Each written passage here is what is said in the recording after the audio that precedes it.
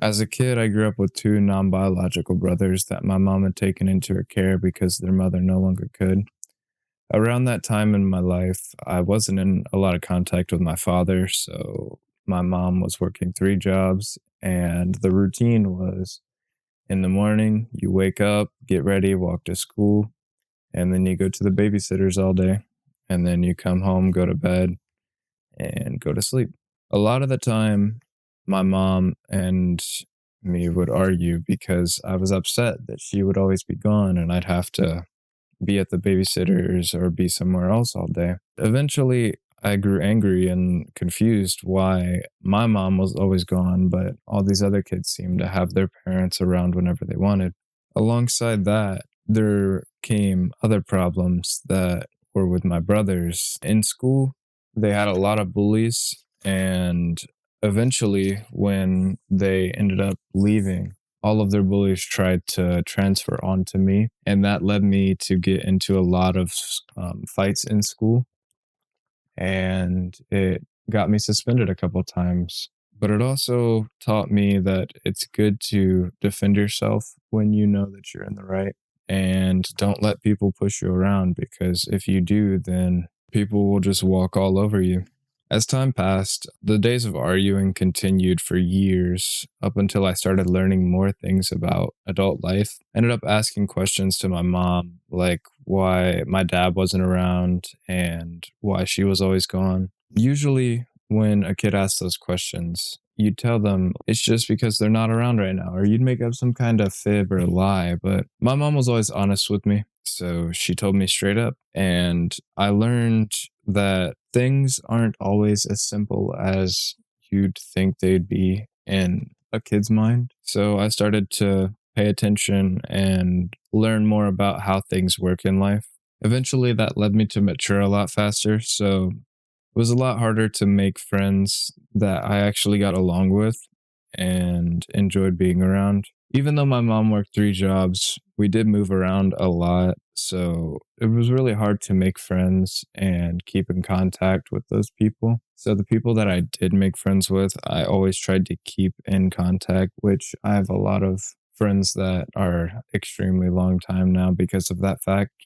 But after I started paying attention more, I started realizing that my mom wasn't simply just choosing to spend time away from me. She was choosing to work and provide for her family so she could try to get us by. And eventually, once I learned that, I started to not be so angry at my mom and eventually start kindling an actual good relationship with her. So instead of arguing every day, we'd actually start talking and enjoying time together. And then around my early teen years, my mom had had another child. And at the time, my other brothers had already left. So I was excited about having another brother, but also worried about kind of being replaced. But eventually, after my brother was born, I came around to being a big brother. And I was actually really happy about having a brother. And as time continued, I reconnected with my dad's side of the family, including my dad, brothers, aunts, uncles, cousins, which led me to start hanging out with them more. And at times, it wasn't always so great, but it was really enjoyable to be connecting with my family more.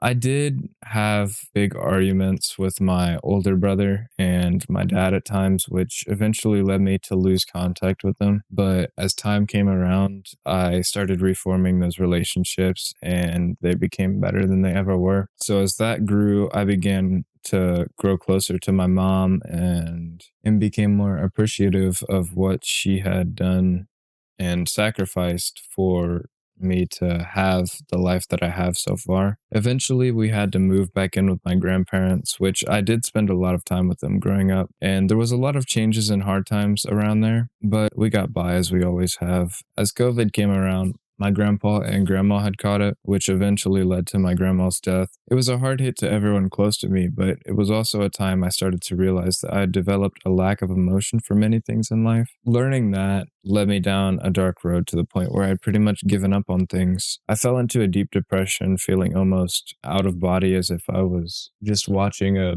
movie play out instead of living my life. I gave up on school, relationships, and even myself at one point. That same out of body and uncaring attitude stuck with me for a long time, up until I eventually decided that it's time for me to stop just watching this movie and actually take charge of my own life. By this time, I had just enrolled in Cliff Park. And at the time, I was under the impression that Cliff Park was a last option school and it was where all the bad kids went. But I found something entirely different at that school. Just by the open house, I was able to meet a teacher that had just been hired on and was setting up his room. I spoke with him and was told I could be a part of the first groups to ever attend his class. That moment got me really motivated and wanting to attend and experience what that class had to offer, eventually leading to me being motivated to come to school and actually complete my work and get things done. I soon learned that at Cliff Park, I didn't have the same restrictions that you would have in your normal school, and being able to work at my own pace and not be necessarily forced to work was